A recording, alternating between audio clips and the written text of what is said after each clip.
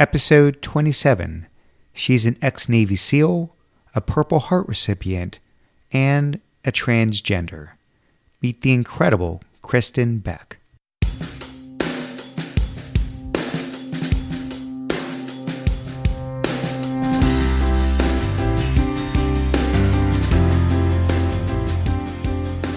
Welcome to The Art of Excellence, a show about people doing extraordinary things in their lives. I'm your host, Glenn Zweig. Thanks for joining me.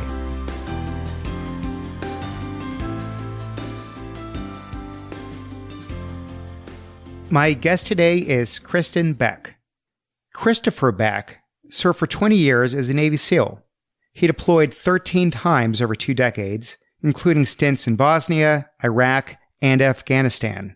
He received the Bronze Star Award for Valor and the Purple Heart for wounds suffered in combat. In 2013, after retiring from the Navy, he came out publicly as a transgender with the new name Kristin. A documentary was produced about her life called Lady Valor, the Kristin Beck Story. Kristin, welcome to the show. Thank you. I thought we could maybe start from the very beginning. If you go back to when you were a child, what were you like? So as a kid, my parents always described me as kind of a rough kid and full of energy and kind of a tough kid to take care of. So I grew up on a farm, and I was all about riding horses and riding bikes and doing all that stuff. I played with the Tonka trucks and did all that stuff. But all the time through all that, I knew who I was. I knew that somewhere deep inside of there was Kristin. It was part of who I was. But I guess I would say I was kind of a tomboy, if that makes any sense. It does. Well, when you say these feelings were always there, do you remember what age those feelings first started surfacing for you? Yeah, I think it was probably in second or third grade. I was real young. And I remember putting on one of my sister's outfits, and I was jumping around in the bed and doing it. And it was a dress, playing like a ballerina or something. And my dad walked in. And growing up in a very Christian, Baptist type of family, my dad had a lot of Bible verses and a good little backhand, on that second grader. So I was harshly told that this was not acceptable. And so from that point on, I hid it. I just buried that deep down inside of me and said, I will never do this again. And I struggled with it. I remember turning 17 years old on my birthday, and I had a couple of, pieces of clothing. And I threw them all away. I said, okay, I'm 17 years old. I'm not going to do this anymore. And then about 3 or 4 months later, I would steal my sister's skirt. And then when I turned 18, I would throw everything away. I'm 18. I'm not going to do this anymore. And then 3 or 4 months later, I'd steal some of my sister's clothes and do it again. And it was always something that I was always constantly trying to deny, but it was always something that was there. And I struggled with that. It's interesting. You talk about these activities, these hobbies that are pretty much the epitome of the masculine stereotype. Right? When you think of this roughness, and I also read that you love guns, you love motorcycles, all these sort of, adventurous things. It's almost like there was 2 souls trapped in one body. Yeah. That's something that they do describe in Native American, history. And, the way they describe it is called two-spirit. And I think that every human being on earth, we're a little bit of that we do have masculine and we do have feminine. Sometimes if you're that super masculine, you can call him Conan, and that would be 99% masculine and a little bit of feminine. You can't deny that. And the way we describe so many emotions, so many things that we do as human beings, we constantly put gender on all kinds of things. You put gender for strength, and then you say it's masculine. And then when you say compassion is feminine, you can admit that we genderize things way, way too much. But if we take all that away and say it's not really a gender-specific thing, but it's all of us, and sometimes we are able to exhibit more of one or the other, or we're easier able to accept one or the other, so we say, yeah, that's very feminine. And how could you describe me? I'm half and half, yeah, and I accept that. And why can't we celebrate that? Well, if you can think back to that time in your life, the second grader, the third grader, who enjoyed cross-dressing. What is it about it that you enjoyed? What sort of drew you to putting on dresses? Can you describe it? And you use the word cross-dressing, and that describes some of it maybe at that time because I didn't know what it was, but that's not me. So for me, it was more gender, it was more of identity. it was me more of a feeling of release of all that anxiety about who I was and when I looked in the mirror. So it's not really cross-dressing. It's definitely a gender expression of who I am as a real person.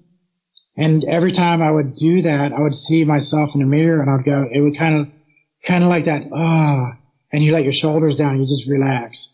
When you look in the mirror and I was expressing myself as Kristin, I was able to look in the mirror and go, yes, that looks more like me. When I look in my soul, not the physical appearance of being Kristin, but the emotional or the intellectual exasperation of relaxing and seeing myself and accepting myself. So that would describe it more. Let's fast forward here to the SEALs. Why did you decide to become a Navy SEAL? What was the attraction? Because Special Forces, I mean, it feels, on the far end of the testosterone-laden, male-dominated culture spectrum, as you could find. So why the SEALs?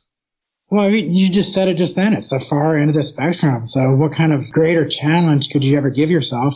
Or a greater way to beat down or hide the fact that I did have this feminine side to me. And so at two times, it was me struggling to deny who I knew I was and to cover that up. And also for me to challenge myself to become the person that society wanted me to be. And all the time it was a struggle. Well, I want to dig into that just a little bit here. And occasionally I try to play armchair psychologist, but recognize I have no no degree. So forgive any ignorance coming out here. But was part of it somehow hoping maybe that you could extinguish these feelings, that perhaps by exposing yourself to this warrior-like culture, that somehow maybe you could feel more like a man on the inside and not have all these mixed feelings? Or was that nothing to do with it? Well, you're doing pretty well as a psychologist there. I would say 100%. Are you kidding me? What person in their right mind would want to join or be part of a society who is disenfranchised and beaten up and killed in the street? Who would ever volunteer to be that person that everyone hates and everyone makes fun of and everyone bullies and everybody wants you dead? So yeah, if there was any way I could not be this, I could not be me, I would choose that in a second.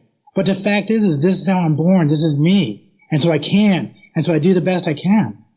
And so for me to be Kristin is me, and I can't deny that. So it's always a constant struggle. But if there was a way that any of us, and I hear these people say that you're making a choice to dress up as Kristin, well, that's not a choice. Who would ever choose to be ridiculed and beaten and killed? Nobody chooses that. This is me, and this is really me. And for me to show who I am and to let you see who I really am is just a freedom. It's a huge burden off my shoulders to just relax. Like I was saying earlier, for me to look in a mirror and go, and just relax and look at myself and really see me, it's a huge burden off the shoulders. But then I have all society's pressure. Then I have all the bullying. Then I have everything else that comes with it. You're going to lose your job. You're going to lose your family. You're going to lose everything. So the problem with people like myself being transgender, it's not me. Being transgender is not the problem. But the way society treats me and the way I'm looked at, that's the problem. And then you start hearing about the suicide rates and the abuse and the killings. It's a real issue. And it's an issue that I want to try to stop. I need to try to work on this and educate some people out there. This is not a choice. This is really who I am. And if you could just accept that, and just take a look at the shoes that I have to walk in right now and have a little compassion and have a little understanding that I'm still a human being, that I'm still that Navy SEAL that did everything that I did. And I'm just trying to live my life and be happy and do a little bit of dignity. I'm going to talk about the SEALs for a bit here, because this is not a casual endeavor that you walked into. I mean, this is the elite of the elite. The rigors of the 6-month SEAL training course known as BUDS has been pretty popularized in lots of books and movies. Every day of training during BUDS is pretty punishing, but the pain and the suffering culminates in Hell Week. Give us a glimpse into Hell Week. Maybe walk through a typical day if there is such a thing. Well, you have to figure out that Hell Week really is a week. It's 6 days you're awake, and they're constantly working you out and basically hazing you, I guess you could say it, physically and mentally. But they're trying to push you to a limit that you fail. They want you to fail physically, emotionally, and everything. And then see if you come back. And that's the real test. So you wake up in the morning, you put a boat on your head with, 5 other guys, and you run 3 miles with that boat on your head to the chow hall, which is on roads. You run on these roads a few miles. You go eat food for about an hour. You hurry up and wolf it down. You go back out to the boat. You get ready to put them up on your heads. They say, no, put your feet up on the boat, and you're down on the ground and you're doing push-ups. So you do push-ups on your boat for about an hour. Then you pick the boat up and you run down to the ocean. You paddle out and you paddle for about 3 or 4 hours. Then you come back in. You put the boats on the beach. Then you go out in the ocean. You swim for a mile. Then you get back on the beach. You pick the boats up. You run 3 miles. You go eat lunch. Then you do more push-ups. You put the boats back on your heads. Then you put the boats down on the track or near the track. You run around the track or down some path on the sand for about 4 miles. Then you pick the boats back up, put them on your heads. You go back out near the beach. You put the boat in the water. You paddle for a couple hours. You put the boat back on your head when you're back on land. You run 3 miles. You go to chow. This is insane. This is really insane. So that's one day I'm describing. So I'm only about 8 or 9 hours into the day. We eat 4 times a day. And so this goes on and on and on. And you're always wet, and you always have sand all over your body. And the sand is rubbing on you through your camis and in your underwear and in your hair. And the boat's on your head. You're wearing a hole in your head. So basically the top of your head, you look like Friar Tuck. So you got this little bald spot in your head now because the boat basically rubs through it with the sand. And you're wet and sandy the whole time. And people, believe it or not, San Diego, Coronado, California gets really cold. And so you're sitting out there, we're all wet, and the wind is blowing, and it's maybe 45, 50 degrees. The water's in the 60s, maybe a little lower. That gets cold. So you're in the water for 5 hours in 60-degree water, you're going to get hypothermia. And so people get hypothermia all the time. So you're hyping out, you get the boat in your head, you're running around, you get warm, then you go back in the water, you get cold. Then they make you lay out, they make you take everything off except your like boxer briefs, I guess, almost. And then you're laying out on these steel, barges. And they got hoses, and they're hosing you down with water. So, and you get the water on you real thin, so it's all evaporating off really fast. And that 50-degree water, 50-degree air, and then, you're freezing. So basically they freeze you, they're constantly talking to you, they're torching you, you're running, you got boat on your head for 6 days. So there's almost a day. It's crazy. I think the dropout rate from buds is somewhere around 75%. And mind you, that's 75% for people who are already pretty damn fit and motivated to get accepted into SEAL training to begin with. Yeah. The worst time during a whole hell week was you're doing all this stuff, right? You're freezing for like all those days. You're eating a lot of meals. So they put you into a meal and you eat, and they give you like an hour and a half to eat. Like they give you extra time. So everybody's getting real stuffed. We're all like full of food. And then they put you in this really super warm classroom. And they ask you to write a paragraph about why you want to be a SEAL. So you're sitting there in this chair, and you have a desk in front of you, and they tell you to write this, they say 2 pages, I think. Okay, write down why you want to be a SEAL and why you deserve to be a SEAL. And so everybody's in there right after they get done eating, freezing to death for like all these days. Then you're in this warm classroom. And I swear, in about 10 minutes after being in that room, everybody's heads are on the table after being awake for 3 or 4 days. Everybody's sleeping. And they let you sleep, which is even more torture because after 3 or 4 days being awake, they give you about 10 minutes. So everybody's sleeping for about 10 minutes. And then they come in with garbage cans, a lot of noise, and they wake everybody up. And then they go out and they beat us. So that little 10-minute cat nap is the worst. It would have been better just to leave you awake. But they know how to do it. So it's a psychological, emotional, everything, just a real tough test. Well, so again, if we're talking a 75% dropout rate from already what's pretty much the elite of the elite, the question is, how are you able to survive it? Like, what separated you from all these others that basically, called it quits during the program? Well, you got to figure that a few thousand people already made it through this. Since the Vietnam War, we've been doing about the same training. So, there's been a lot of people make it through that. And you can't predict and you can't put a finger on exactly this person's going to make it and that person's not. They've tried to do better for recruiting in the beginning to make sure that we get more people passing. Because it's a waste of instructor time. It's a waste of Navy money to have these 100 people show up and then 75 wash out. What if you had 100 people show up and go through all this training and 90 people make it? So they try to narrow in, what makes you able to go through this. They can never figure it out. Well, they say it's more mental than physical. Would you subscribe to that? Yeah, I would say it's maybe half and half. It would be hard to say because it's really physically demanding. They beat the crap out of you. But it's an internal fortitude. It's a fire in the gut. It's a never quit attitude. It's this mental toughness that nothing will ever affect me, and I can make it. And I get that drilled in my mind so deep that nothing's ever going to make me stop.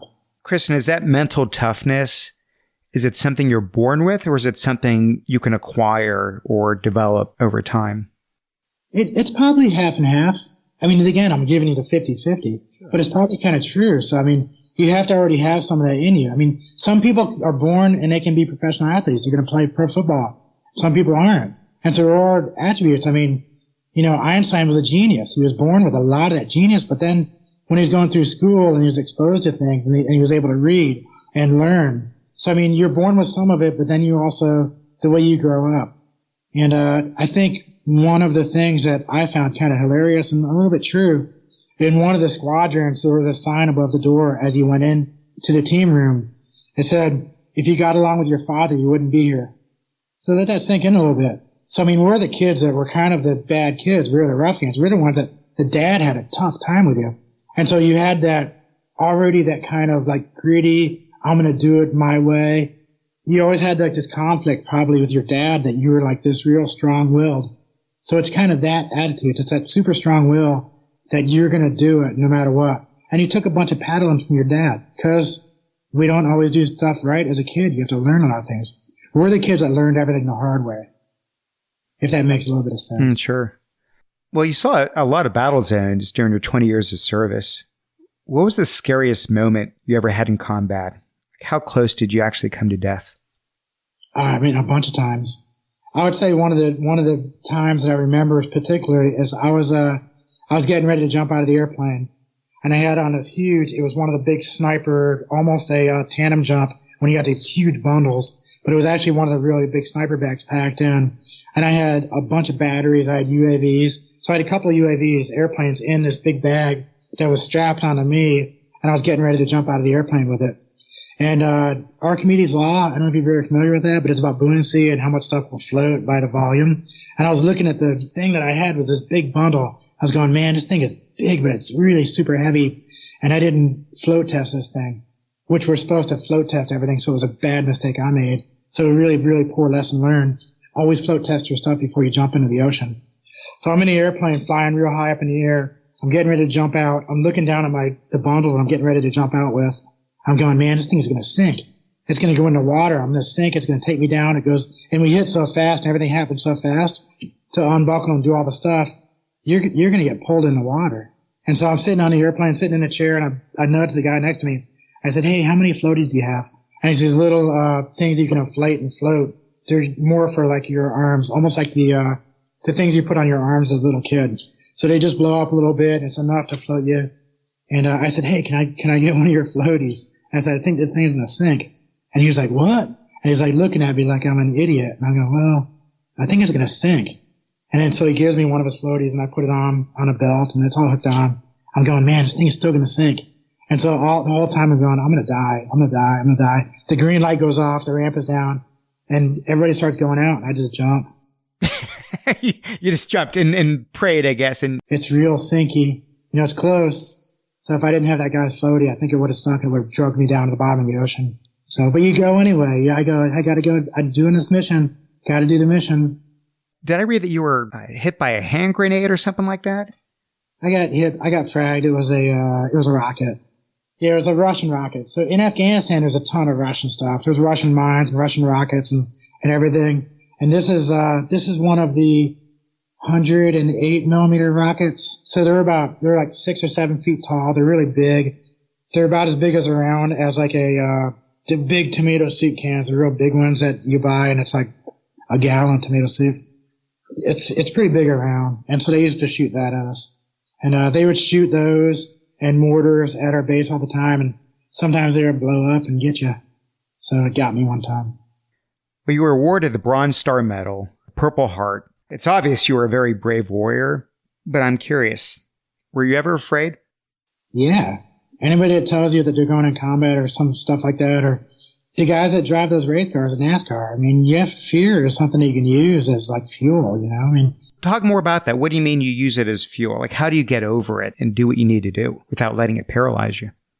Well, you know that your mission and everything you're doing, and it's all more important than your own fear. So you just kind of, you're able to balance it out or to like look at it and go, well, okay, yeah, everybody's got some fear in them, but this is a more important thing to do, and I have to do this, and I'm going to survive it. I'm going to get through this. You're just able to look it in the eye and really own it. Just saying, yeah. And then you just go past it. I mean, then after a while, after so many missions, after getting shot or blown up enough times and enough stuff happening, then you just kind of get used to it. You just kind of keep doing it. But it's not fear, though, like a roller coaster where you say to yourself, hey, rationally, I know I'll be fine. This is just something that feels scary. And this is, like you said, you're shot at, bombs near you. I'm sure you've lost friends in combat.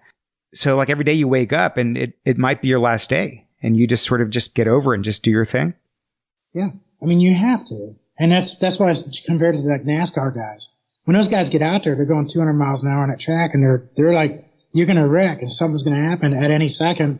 But you have to overcome that because the juice is worth a squeeze. I mean, they're going to win the race. They're going to do this. This is their job. This is what they're doing. And it's the same thing with us. The juice is worth the squeeze. This is my job and I know what I'm doing. I'm a patriot and we're going to do good. And we are the good guys. And I always saw that as Americans and as a soldier in the United States of America. I mean, we are the good guys. You know, I mean, 90% of the time, we're doing great stuff. And you have we do some stuff sometimes that I wish we could do better, but we're the good guys, and we're trying to do the right thing. And I really believe in my country that we have a lot of great people in this country, you know, and we have a couple of idiots here and there, but I believe overall we're a pretty darn good country, and we're trying to do the right thing. We have work to do. We can do better. That's what your thought is always that. That's the process. When you were talking about that fear, though, and putting that fear down, so the roller coaster about going out there into combat and about doing the stuff as the SEAL teams, I'm doing it the same thing today. But I'm going out now in the streets of America. I'm walking down the street. And I'm walking down the street and I go past these four guys on the sidewalk. And I'm past them and they're going their way. And one of them behind me, as hard as he could, punches me in the back of the head as he's going, fag. And so he knocks me out as I'm walking away. And I'm laying on the ground now, unconscious. And I wake up to all four of those guys stomping me. This happened to me in the streets in Florida. So on the sidewalk, I'm getting stomped by four dudes trying to kill me. So I'm getting up and I'm awake now and I'm from being unconscious. And as I'm getting up, one of them kicks me as hard as he can, like a football in the head. And I get knocked out for the second time by those four guys who are just still stomping me, still trying to kill me. And then I finally am able to get up and I gain my consciousness and I get up a little faster this time, you know, luckily, and the four of them run away. So I'm bleeding and limping and just really screwed up because I look different. Because these four guys are walking towards me on the sidewalk and they look at me and I get past them and then they make that thing in their head breaks. And there's so much prejudice and so much hatred and so much whatever in their heads because I'm different. Because of how I'm dressed, because of my skin color, because of my religion, because of my gender, because I've put all these different labels on it. You can see people getting beat in the streets because of these little minute differences and they're being beaten. And so right now on the street, in America, you're going to find transgender person is killed just about once every week. Beaten, just like I was being beaten, except they die. I got lucky, because they easily could have killed me. So this happens even today, that same fear. And my fear right now, I'm at home right now, and I walk out my front door in America, I have that same fear of being killed because I'm different, because I'm transgender.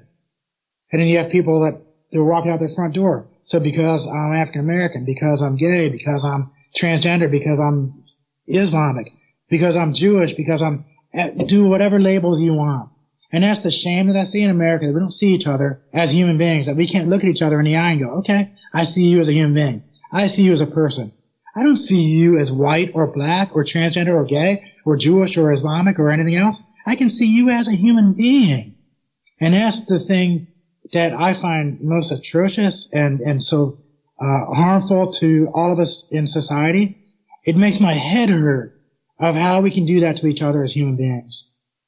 Well, before we get to this next life as Kristin, in this former life as Christopher, as Chris, at some point you were married and you had a couple kids.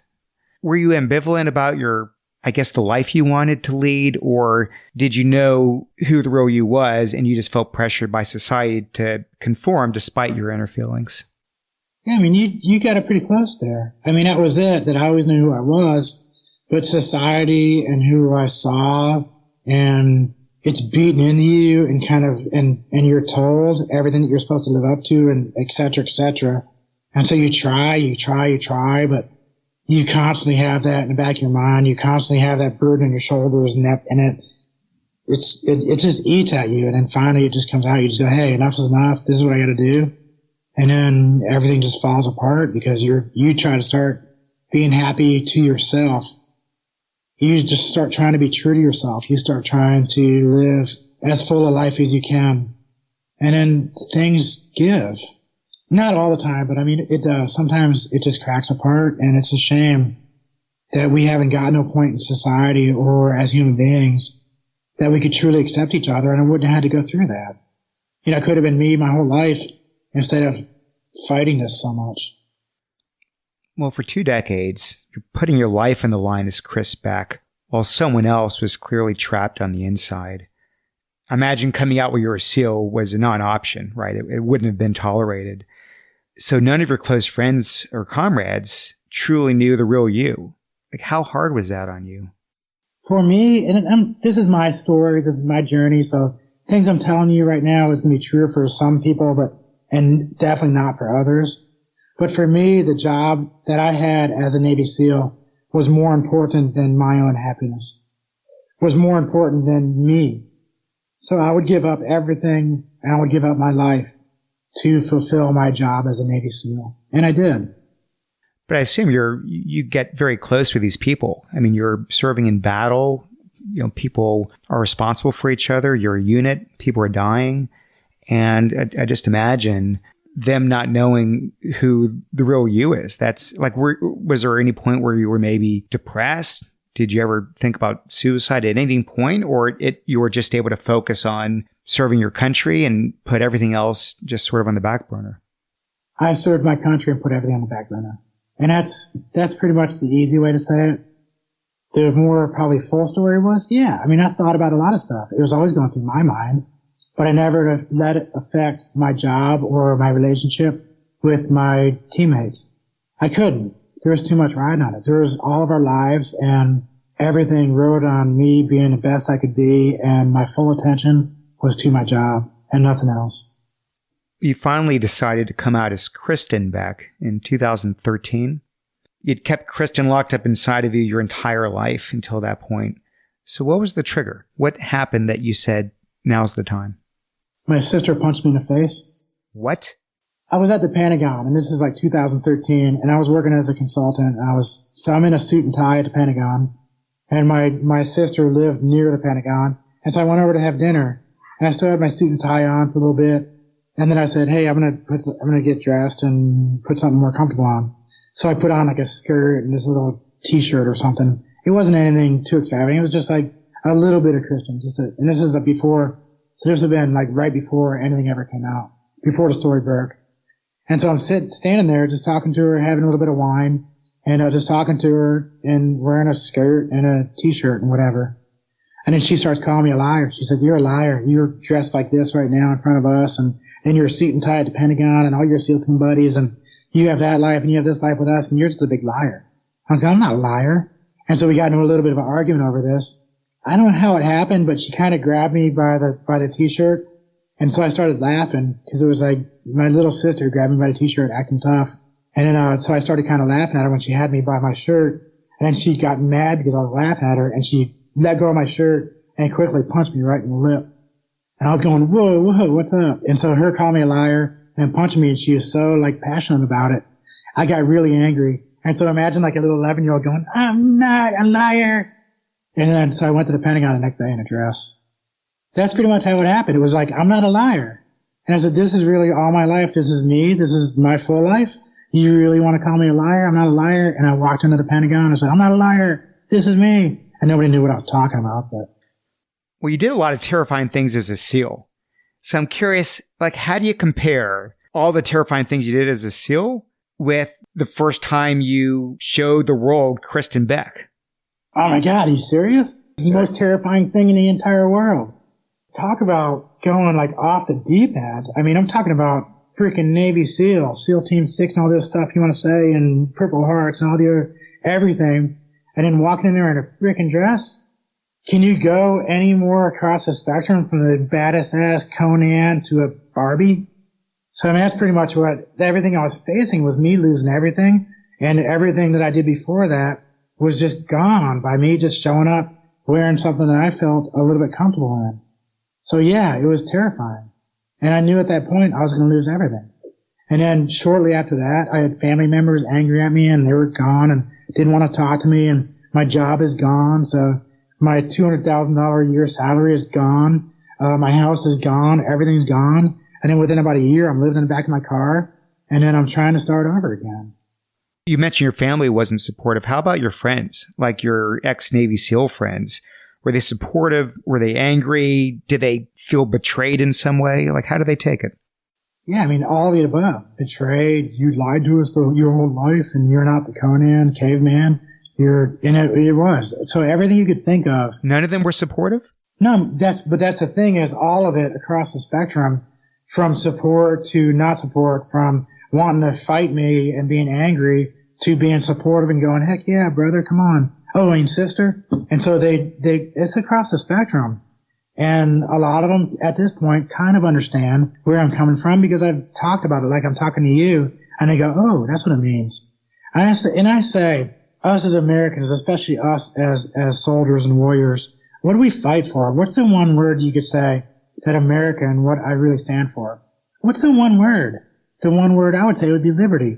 When I see the Statue of Liberty and I hear somebody talk about liberty, and then I say, okay, liberty. So what is it for our country? What is it for us as people? What is it for you as an individual? And so individual liberty is for you to live your life as free and as open and as full as you can. So for me, my individual liberty is Kristin. For me, my individual liberty is me to be able to express my full self. That's what I fight for. I truly believe liberty is a thing that we have as American citizens, and I think a lot of other countries in the world also do a great job. And like I said, we have work to do. Were your SEAL friends angry because you're a transgender, or were they angry that you lied? The way your sister was angry, right? Like, hey, why didn't you just tell us who you were to begin with? Which of the two do you think it really is? Mostly because I'm transgender, and mostly because the Superman myth that you have as a warrior, the thing that makes you go to combat and do well over there, is that we're all Superman. We're bulletproof. I can go do anything and survive anything because I'm Conan, I'm bulletproof. And so if you see someone in your community that's kind of saying, no, we're not really Superman, we're Kristin Beck, we're Barbie dolls too. So if it takes away from that and it makes us less than what we have in our minds to be able to survive the harshness that we have to survive, then you think in your head that maybe we're not so tough after all. And then if it gives you any doubt, then that's bad. And so that's why they would say that this is not so good for us. But then I say to them, talk about some toughness or mental fortitude or having anything, or the balls to really freaking go out there and really, do something that no one could even understand. Then that's what I'm doing right now, isn't it? Because it's not just doing a bunch of push-ups. This is like me giving up everything to live my fullest life. Did your family ever come around, or to this day, are they not in communication with you? No, I mean, just like most of the SEALs, when I really told them and they started hearing more about what I was doing and what this journey really is, this journey is not about clothing. This journey is not about makeup. This journey is not about trying to be feminine or be a female or a Barbie doll or anything like that. This is about intellectual and spiritual, and us as human beings, that we're all male and female, we're all masculine and feminine, we're human beings, and we're much further than you could ever imagine. And so my family, when they started hearing more about that, I'm doing a lot better, so they're a lot more accepting. But I think transgender people, for us as a 40-something-year-old, I never grew up in my teenage years understanding about clothing or makeup and all that stuff because I was in the SEAL, so I didn't have time for that. But then you kind of learn really fast. So within about a month period of time, I had to quickly go through from being a 12-year-old to an 18-year-old, if you know what I mean. So you have to kind of learn a lot of stuff really fast. And so, yeah, my mom made fun of me because my heels were too high, my skirts were too short, and I dressed as a 45-year-old, 14-year-old. So I had to learn really quickly to dress my age. Now she's a little better acceptance. So, Kristin, I'm going to wave my hand here and admit that while I'm very supportive of the LGBT community, I'm still a little ignorant about transgenders. And I'm guessing if I am, a lot of others are. And so I was hoping you could clarify. Go for it. You're biologically a man, of course, but you enjoy making yourself occasionally look and dress like a woman, but you're married to a woman again. So clearly you're attracted to women. Since you're biologically a man attracted to a woman, are you straight, or because you feel like a woman and you're attracted to a woman, are you a lesbian? I'm just curious, like, how that all works, if that makes sense. Well, the first question I would ask you is, how do you know I'm biologically anything? Do you know something I don't? Well, I mean, I assume biologically you were born. So you're making assumptions and you're looking at this and you're looking at all the surface facts. And that's what a lot of people do, is they just want to have surgery or no surgery, this or that and that and that. And then, so that's a label. Then you have more labels about being gay or lesbian or straight or anything else. What if I just like people? What if I met someone and I don't really care what color they are, what gender they are, what anything, or even what religion they are? If they're a really cool person, I'd be attracted to them. That's where I'm at. I'm about, people are people, and I enjoy a person more than I would enjoy what color their skin is or what gender they are. So that's where I'm at. I appreciate your perspective. There's a difference between acceptance and understanding. And maybe the answer is we don't need to truly understand because we'll never know. Just accept it, and it is what it is. What would you say the biggest mischaracterization people have about you as a transgender?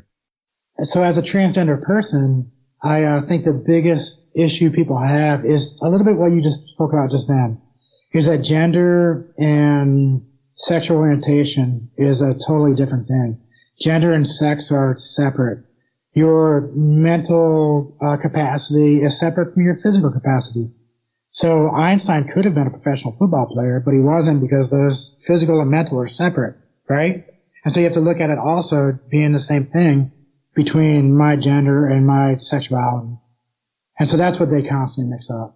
Is that because I'm transgender, I have to be gay? Or because I'm transgender, I have to be straight? Or a lesbian or gay? So when you try to make all these things connect and make them make sense, it'll never make sense because it's not supposed to. They're separate. Are the feelings you had back when you were that second and third grader, are those the same feelings you have today, or have the feelings evolved in any way?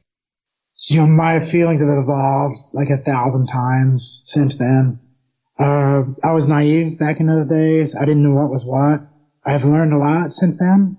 And the biggest thing back then was I really did, as that kid and seeing my sisters, and then back then everything really was about, because they wore different clothes and they did different things, I thought that's what it was to be female or feminine. And so as time goes on, you start learning more about it. There's a lot more to women than genitalia, than clothing, than makeup, than all of that. There's so much more. And there's so much more to men. And there's so much more to human beings. And that's where we keep failing. And so me as a second grader and seeing that, I was so shallow and so superficial. And now I've gone past all that. And for me, I don't need anything. For me right now, as a human being, I don't need clothing or makeup or surgeries or anything else. I don't need to be a magazine model perfection or anything else. I could still be caveman with a beard or be wearing that dress and have some makeup on. For me, it's intellectually more of a journey than it is physical. Well, at one point you did begin hormone therapy in preparation for sex reassignment surgery, I believe. And then you stopped the treatments and you decided against it. So it seems like you were going down a particular path. What made you change your mind? Well, it's very similar to path that I was told even as a second grader in high school. This is the path that we do, and this is the proper way to do it. And that's what you believe because that's what all your elders are telling you. And so that was the same thing even for transgender people. That I don't know how many role models we really have and how much information is out there and how correct everything we're being told really is. So sometimes we just need more information to understand that not everyone has to have the same journey, and you don't have to do everything to have a full life. You don't have to follow someone else's footsteps or follow a prescription that some doctor gives you because that's what it says in some manual written in the 1950s or some manual written 2,000 years ago. So we have the capacity to learn and go beyond things because we are living our own lives. And my life is my life and it's my journey. And it's different than anybody I've ever met. Looking back over your life, any regrets? Anything you do differently going back in time, or do you like the way everything sort of came to be eventually? I had this Land Cruiser. It was an FJ40. I wish I didn't sell it. It was a great vehicle. Well, that's pretty good if that's all you got. I've got a laundry list myself. But the thing is, if I told you sometimes there's things that I wish I could have done different. There's things I made mistakes. But those mistakes I learned, and we have to make mistakes. That's what we do as human beings. We need to grow, and the only way we can truly grow is we have to experience things. And the truest experience to make you learn something is that lesson learned the hard way. And so I've learned a lot, and I've grown. And the person I'm sitting here right now speaking with you is a person that made a lot of mistakes, and I've grown from that, and here I am. Now, if I would regret that I made that mistake, then where would I be? And so, yeah, I have things that I wish I would have done differently, but here I am today. And so I've grown from all those. And I want to keep growing, and I'll probably keep making mistakes, and I'm going to be better and better by those mistakes because I've learned. So what's next for you? What's the next chapter look like for Kristin Beck? I mean, I'm writing books, I've written a screenplay, and I'm working with service dogs right now. I have a rescue that we just rescued 81 dogs last couple of weeks. And all these puppies now, we're at foster puppy parents. And now we're going to start adopting them out as we give them the shots and everything. So if I can rescue 81 dogs, every month and then train 5 of them to be service dogs to give away to veterans or somebody in need, then that's a pretty good goal. So I'm training service dogs and rescuing dogs. And with those service dogs, can you imagine 22 people a day committing suicide because they're sitting there alone and they're drinking a beer and the gun is sitting right there and so I just want to give some of those guys some dogs. Maybe we can make that 22 per day. I want to dial it down maybe to 16 a day. If I could save 4 or 5 or 6 guys by giving them these dogs, and that's what I want to do. If you look over the last 10 years or so, I mean, clearly we've made some strides as far as our acceptance of the LGBT community. I mean, there's more awareness, there's more legislation, but we're obviously nowhere near where we should be. Do you feel like the pace of change is adequate, or does it feel like we're just moving so slow and this isn't ever going to be the world that you like it to be during your lifetime? Well, there was a guy. He was a pretty cool guy. He was a carpenter, and he walked the earth, and he said a lot of things about love and acceptance and being good to each other. And I just don't see people doing that to each other today. So this guy, like 2,000 years ago, was talking about being good and taking care of each other and compassion and empathy. And he had a lot of friends, and some of those friends were prostitutes, and some of them did really bad stuff, and some of them were criminals, and some of them were pretty messed up. But they were all his friends, and he took care of them. So this dude 2,000 years ago had some really good lessons. And I think that we're missing all these lessons today. I don't think we're being good enough to each other. I don't think we're being compassionate enough to each other. I think we could love each other. I think that your neighbor is probably not so bad. Your neighbor probably has a lot of things that you hope for and you wish for, and the same wants and needs. And that neighbor next to you is a human being. And I wish that you could treat your neighbor a little better. Kristin, the name of this podcast is called The Art of Excellence. What's your definition of excellence? Excellence is about being the best you that you can be. And if the best you that you could be is Conan, Navy SEAL, and a bunch of medals in your chest, and running around with your beard and drinking lots of beer and shooting stuff up, then that's the best you can be. And then that's excellent. So for me, the most excellent person I could ever be is going to be a person of compassion and a person of love and a person that's trying to build something. I want to build bridges. I've blown some bridges up in my time. I want to build more bridges. I want to build 10 times more bridges than I ever blew up. I think that that would be an excellent me, is to just be a good person and try to build some bridges. Kristin, as far as I'm concerned, you fought for 20 years to defend our values of life, liberty, and the pursuit of happiness. And you, of all people, deserve to be happy. So thank you for being on the show. Thank you for sharing your story. Thank you. You're welcome. Hey, thanks for listening. I hope you enjoyed that as much as I did. You can subscribe to the show at iTunes, Stitcher, and theartofexcellence.com. I've got one small favor to ask. If you like the show, please take a minute and leave us a review on iTunes. I would really appreciate that. I'll see you next time.